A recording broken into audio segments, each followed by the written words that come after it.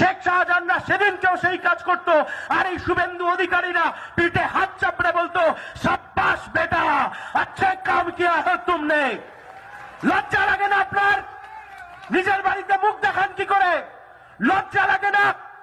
এই শেখ শাহজাহান শুভেন্দু অধিকারীদের হাতে তৈরি, এই শেখ শাহজাহানদেরকে শুভেন্দু অধিকারীরা হাতে করে তৈরি করেছে। আর আজকে যখন জোড়া ফুলে কুকর্ম সেরে এখন পদ্ম ফুলে গিয়ে বসেছেন, এখন আপনি হাড় হিম করা সন্দেশখালীর গল্প শোনাচ্ছেন। শুভেন্দু বাবু, আপনি সন্দেশখালীর মায়েদেরকে ঢাল করে নির্বাচন লড়তে চাইছেন। আপনি সন্দেশখালীর মায়েদের চোখের জল, যে চোখের জলের পাশে একমাত্র লাল ঝান্ডা দাঁড়িয়েছিল, নিরাপদ সর্দাররা দাঁড়িয়েছিল, আপনি সেই মায়েদেরকে আজকে ঢাল করে লড়তে চাইছেন।